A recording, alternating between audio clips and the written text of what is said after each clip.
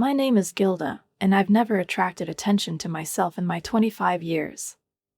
I work as a manager for a travel company, where I have been working for 3 years.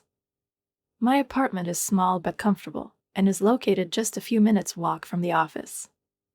Every day I follow the same familiar scenario. I wake up, go to work, return home, sometimes meet with friends, and visit my parents on weekends.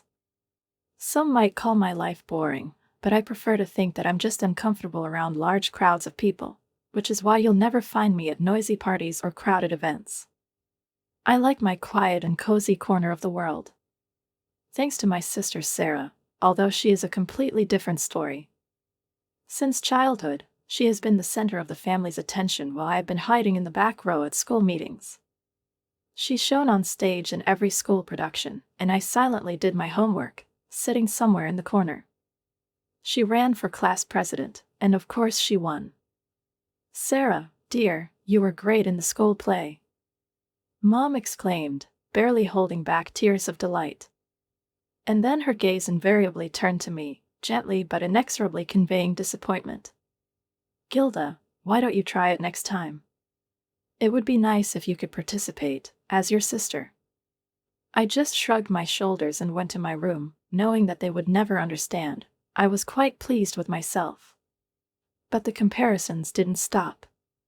Each of my achievements was in the shadow of the brilliant Sarah, invariably measured against the background of her tremendous successes.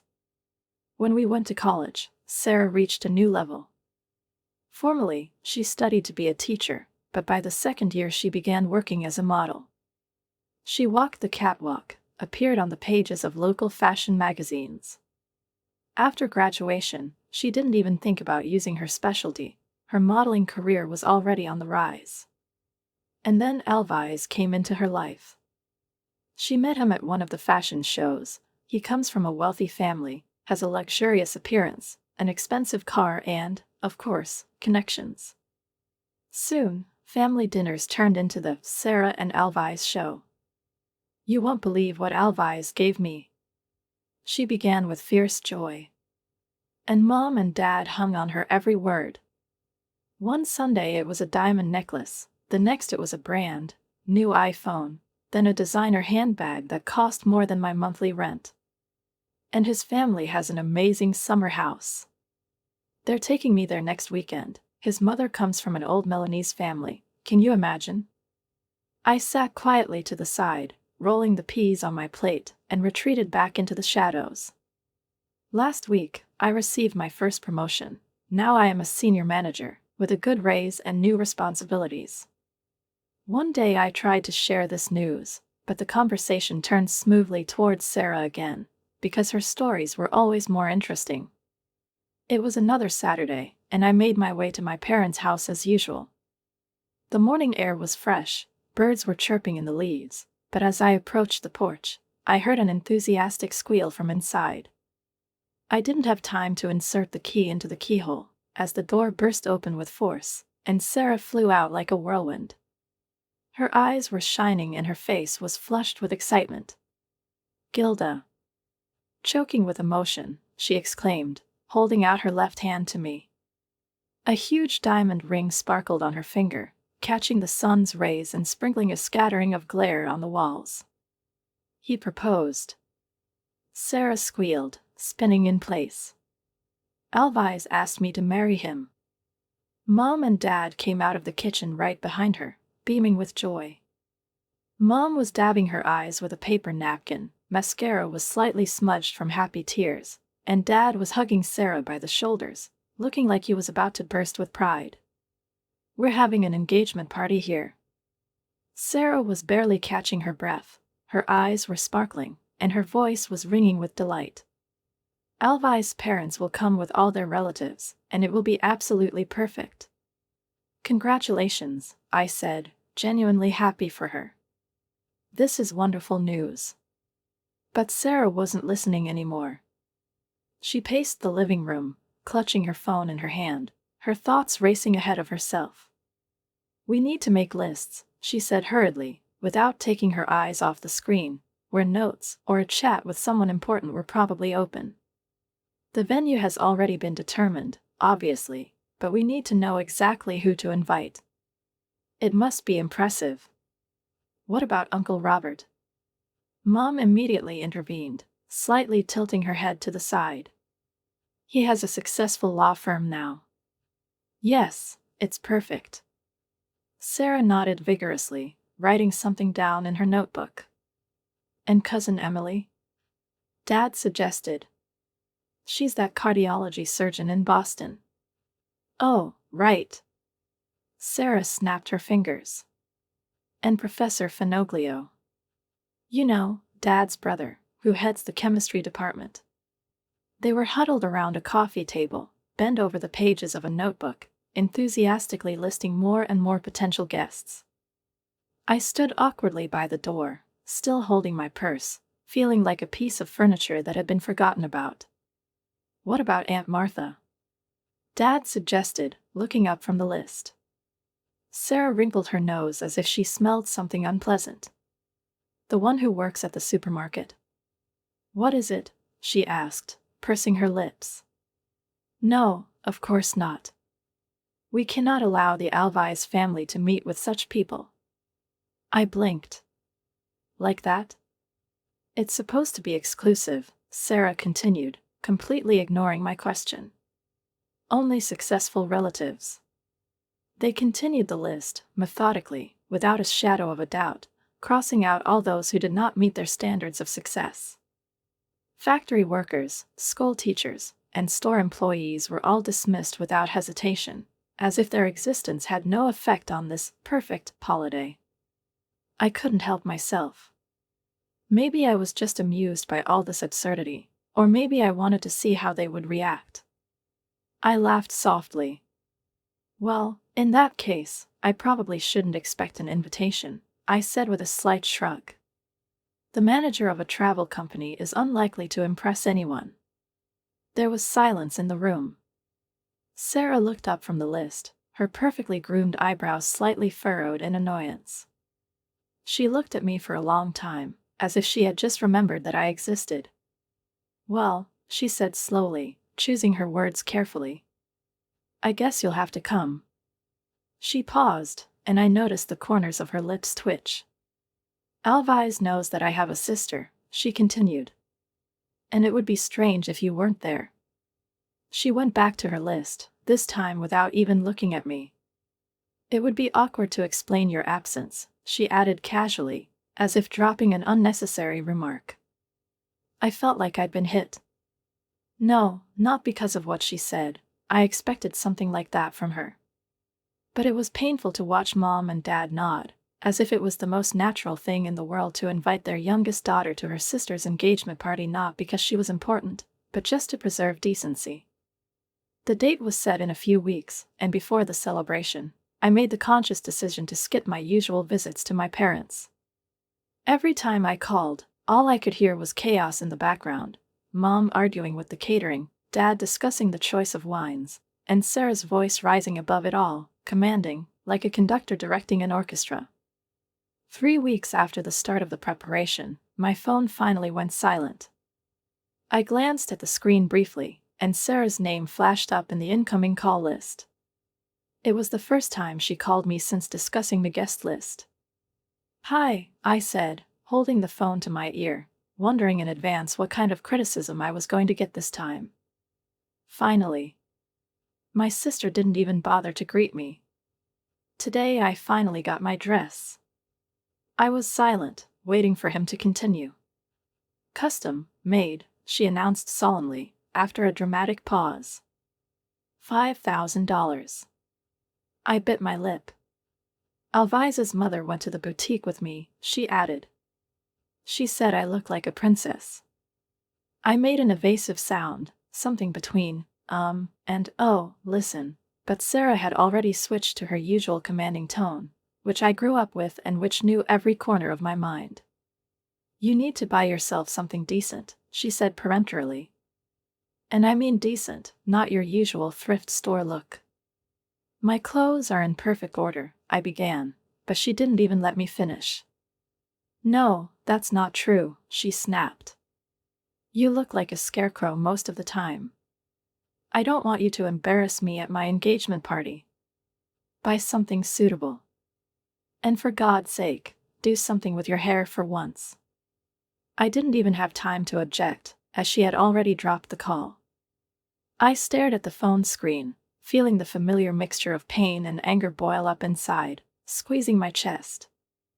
I've learned to deal with this feeling a long time ago, to breathe evenly, not to give in, to let the emotions subside by themselves. But somewhere deep beneath it, in the farthest corner of his mind, a small voice whispered, "What if she was right? When was the last time I really dressed up for something?" The next day, I took half a day off and went shopping. I wandered through boutiques for a long time, getting lost among the glittering hangers and endless mirrors, until finally I found him. The dress is a rich emerald green color, elegant, just below the knees, with a softly fitting silhouette that accentuates curves that I didn't even know existed. This shade made my eyes even deeper, richer, more alive, and the light fabric gently flowed over my body like a second skin. The saleswoman, a woman with short hair and shrewd eyes, silently brought out a pair of shoes that matched the style perfectly. I couldn't resist. At that moment, looking at my reflection in the mirror, I felt beautiful. Really beautiful, for the first time in years. The day of the engagement finally arrived. I spent more time than usual getting ready to leave.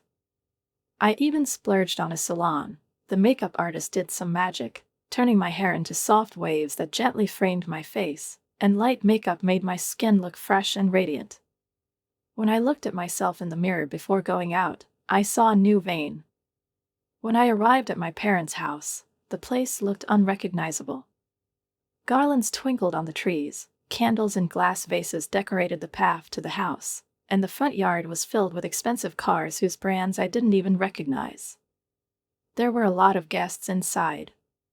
People in elegant suits and expensive evening dresses were talking, laughing, sipping champagne, and through the soft hum of voices, soft classical music was playing from hidden speakers.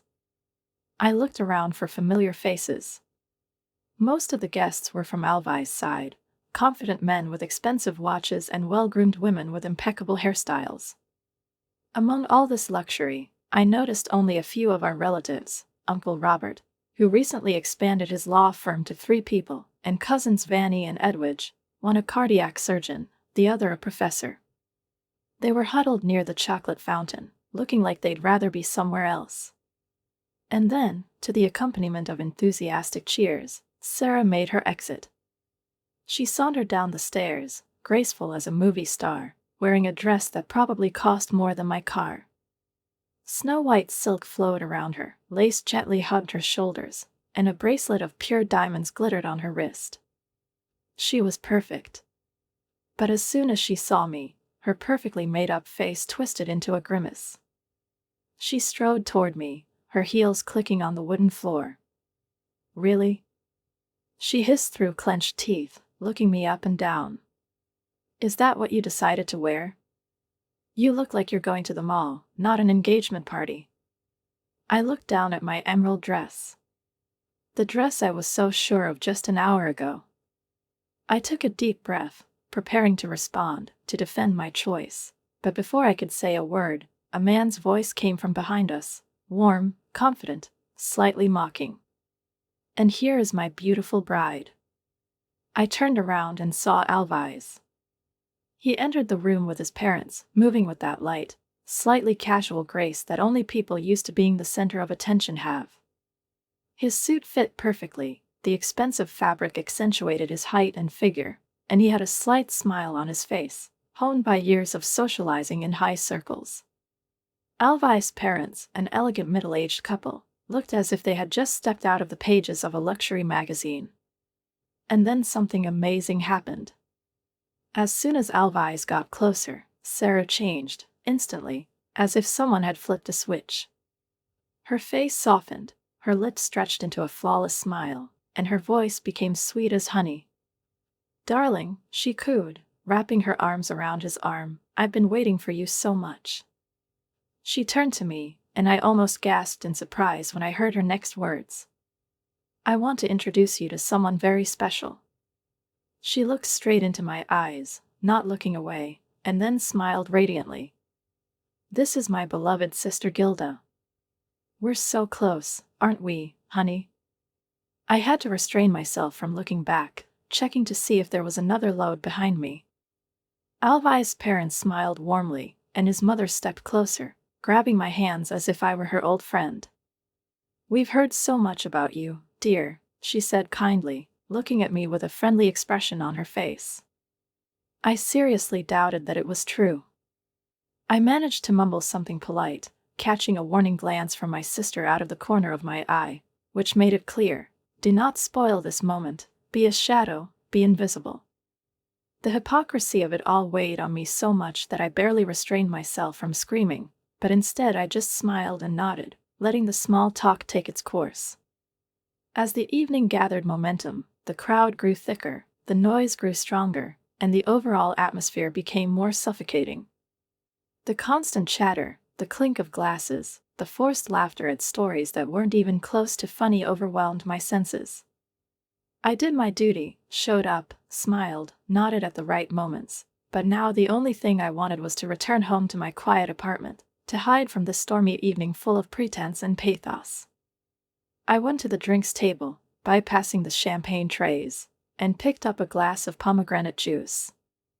"I'll finish it and leave," I thought, squeezing the cool glass in my fingers. The juice pleasantly refreshed my throat as I made my way through the crowd, heading to the place where Sarah was hosting a reception with her future relatives, gesturing lightly and laughing, as if born for this world. I was almost at the exit when it happened. Someone I'd never seen before slammed into me from behind. I stumbled, unable to keep my balance, and everything seemed to slow down. I felt my glass wobble in my hand.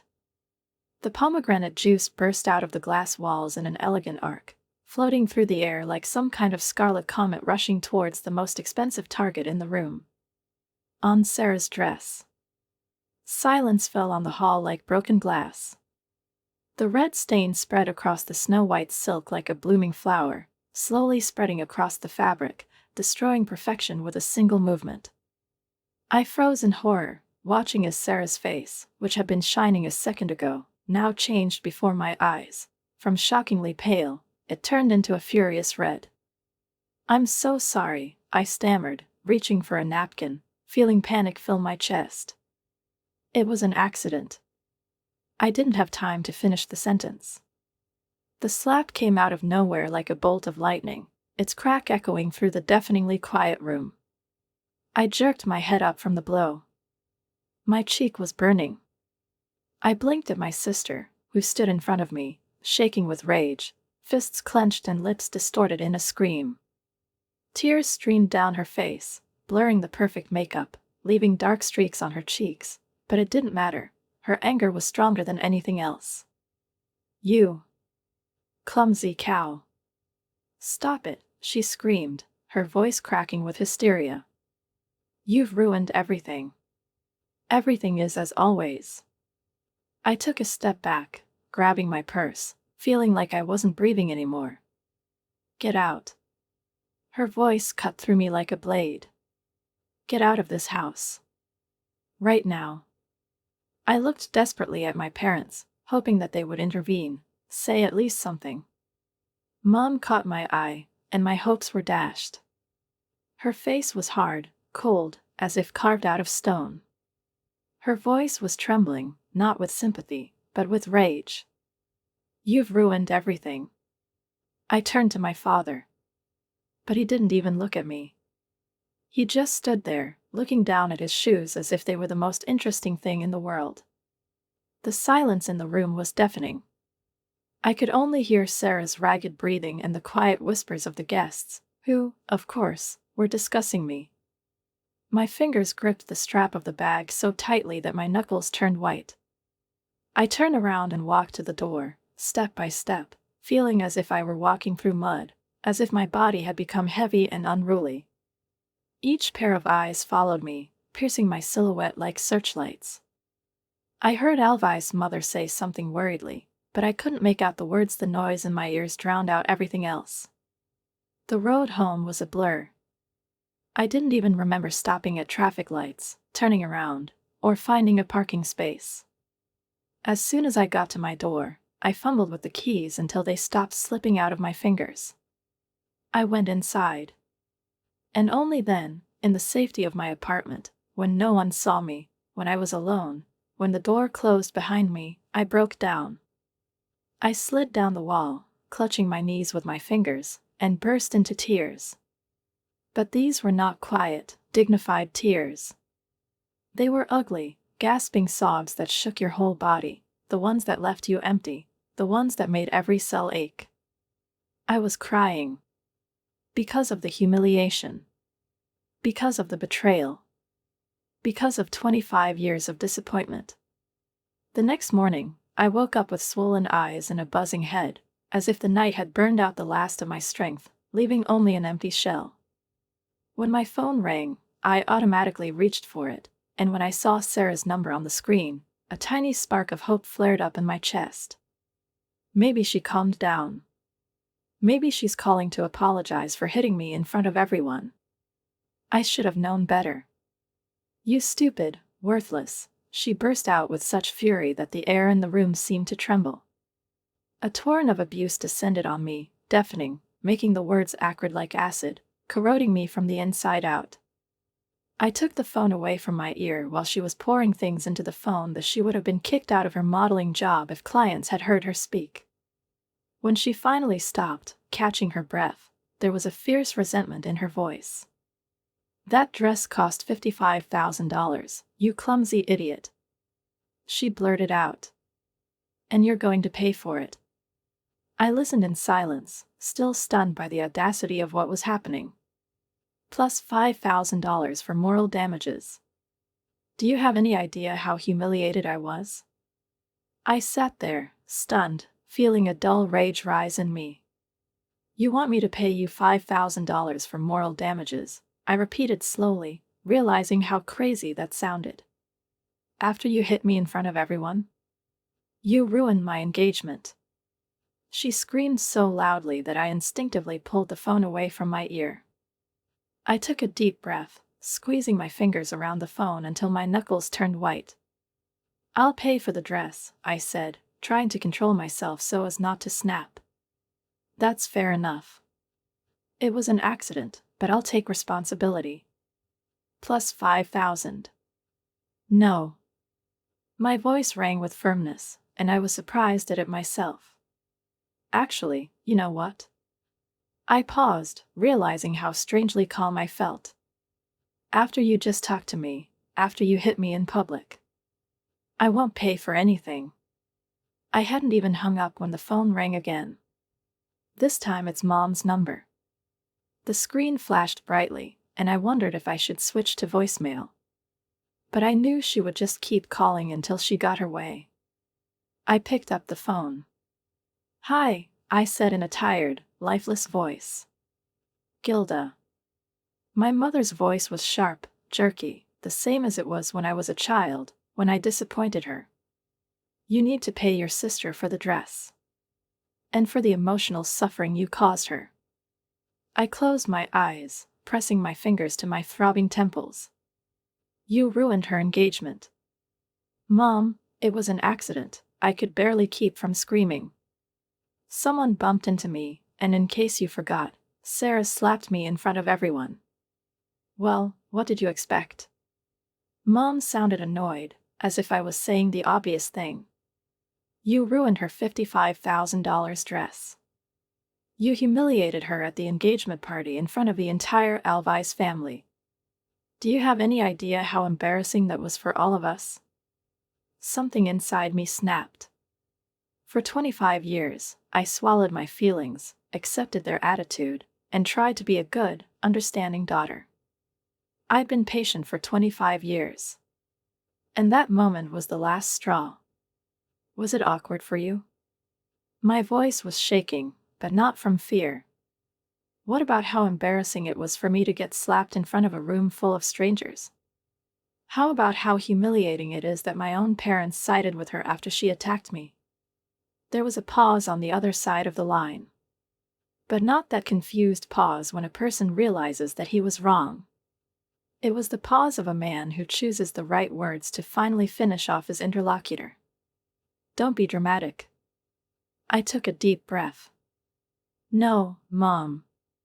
I felt a power in my voice that hadn't been there before. You and Dad should have stood up for me. You should have said something when she slapped me. You're my parents too. Or did you forget? Pause. When Mom finally spoke, her voice was as cold as ice. Listen carefully, Gilda. Every word sounded like a death sentence. Either you pay your sister what she asks for, or your dad and I don't talk to you anymore. It's your choice. I laughed. But there was nothing funny about that laugh. You know, Mom. I said slowly, feeling something strange happening inside me, as if a heavy chain that had been binding me for many years had snapped. It doesn't pose much of a threat anymore. She listened in silence. I will no longer be a boxer in the family. I won't be compared to her anymore. I'm not going to be treated like I'm worth less than her anymore. Mom didn't make a sound. Don't worry about not talking to me anymore. I exhaled. And with absolute calmness, she said, I don't want to talk to any of you anymore. I hung up without giving her a chance to answer. Then she turned off her phone. I needed a break from all of them. When I turned my phone back on an hour later, my screen was littered with text messages from Sarah. Each of them was worse than the previous one. You're just jealous because you're fat, nobody. You've always been a disgrace to the family, you can't even walk properly. You're a clumsy elephant. Don't worry about coming to the wedding, you weren't invited anyway. Have fun in your dreary little rented apartment while I live in luxury with Alvise. You will die alone and destitute while I live my best life in our mansion.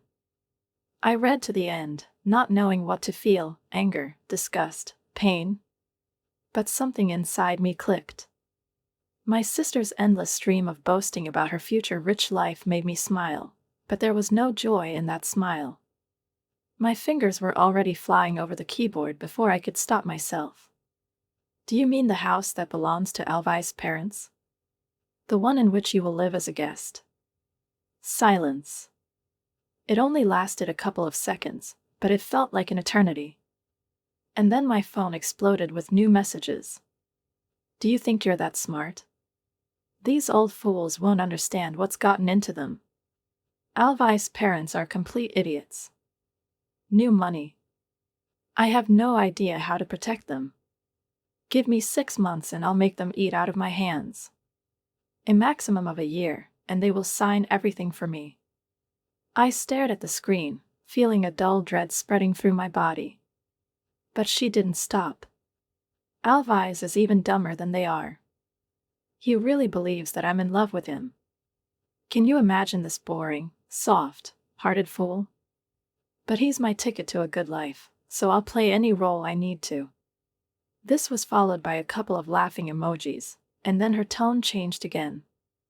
Don't forget, $10,000 by the end of the week. And don't think that I won't make your life hell if you don't pay. Pathetic loser. I sat for a long time, clutching the phone, feeling anger bubbling inside me. I was thinking about Alvise's mother. About the woman who was kind to me at the engagement party, who sincerely tried to make me feel welcome, despite my sister's behavior. They deserved to know the truth. Before I could talk myself out of it, my fingers were already searching for Sarah's social media profile. I found the account of Mrs. Hamilton, Alvise's mother. My finger lingered over the message button. I took a deep breath and pressed. Mrs. Hamilton. I wrote it. This is Gilda, Sarah's sister. I saw you at the engagement party. I feel like I should introduce myself properly, considering how chaotic things have become that evening. The answer came surprisingly quickly. Gilda, dear. I was hoping to hear from you. I'm so sorry about what happened at the party. I had a serious conversation with Sarah about her behavior. She feels terrible about hitting you, and she assured me she'd call and apologize. I laughed out loud. A bitter sound echoed through my quiet apartment. I typed in the answer slowly. Actually, Mrs. Hamilton, that's part of why I'm writing to you. My sister didn't apologize. Instead, she demanded $10,000 from me. $5,000 for the dress and $5,000 for what she calls emotional damage. Her response was almost instantaneous. She told me that she feels terrible about her reaction. She understands that it was just an accident. My hands were no longer shaking. Now that I was typing, they were firm and confident. I have proof that she was actually talking. Not only about money, but also about other things. About the things that you and your family need to know before the wedding. I started taking screenshots. Every unpleasant message from my sister. Every threat. Every cruel comment about Elvis and his family. Every brag about her plans to manipulate them by depriving them of their money. I sent them. One thing after another. Letting the truth speak for itself. The weekend after I posted these screenshots was frighteningly quiet. No messages from my sister. No calls from my parents. Nothing. This silence felt like the calm before a storm. And I was right. Early on Saturday morning, someone started knocking on my apartment door. Not to knock, but to bang. I jumped out of bed abruptly, my heart began to beat faster, and, still sleepy, I crept to the door, peered through the peephole, and felt everything inside shrink. Sarah. Her face was contorted with rage. Open this door, you traitorous snake. Stop it, she screamed, so loudly that the whole floor must have heard. Open it right now. I stood firmly behind my locked door, not moving. I'm not letting you in. You've ruined everything. Her voice rose to a screech. Elvis canceled the wedding. I blinked, but didn't say anything. His mother showed him those messages. She continued, breathing heavily. You had no right to send them. I was silent. You're just a traitor. I sent them because they deserved to know the truth, I replied calmly. They needed to know who they were really dealing with. Sarah gasped with rage. You did it on purpose. No. I said it firmly. I did it because it was the right thing to do. These people deserve to know that you were going to steal from them, that you were bullying them and using their son. She raised her hand as if she was going to hit the door, but stopped at the last moment. You're jealous. She screamed, distorted by anger. You've always been jealous of me. I didn't say anything. She shouted a series of curses, which probably angered my elderly neighbors. And then I heard her running down the hall, her footsteps echoing. Her last, I'm going to make you pay for this, echoed down the stairs. I had barely caught my breath when the phone rang. Mom and Dad. Right on schedule. I closed my eyes, took a deep breath, and pressed reply. What have you done? Mom's voice was shrill, like a blade on glass. Your sister is desperate. You must fix this immediately. I sat down wearily on the couch. What exactly do you want me to do? Call Elvis' mother. Tell her that you faked these messages because you were jealous of your sister's happiness. I stared in front of me in silence, feeling fatigue pressing down on my shoulders. I won't do that. Gilda, listen. No, Mom. I spoke slowly, clearly, calmly. The messages were real, and you know it. Sarah showed her true colors. And now she has to deal with the consequences. Pause. You're a mean, envious girl. We always knew that you were jealous of your sister's success. But this. Mom hesitated, as if trying to find the right words. This is a new low. I took a deep breath. I'm done. My voice was quiet, but as hard as a rock. I'm done with all this.